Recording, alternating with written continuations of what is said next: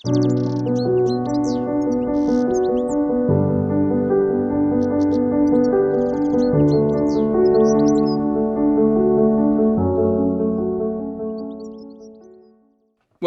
to another myForest tutorial.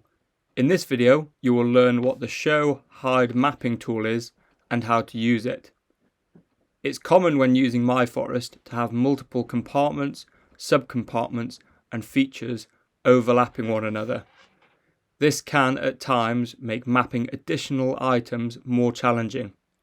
To solve this issue, you're able to show or hide all compartments and sub-compartments and all features.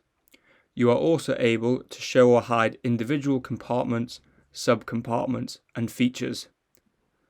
The Show Hide function is highlighted by the eye icon.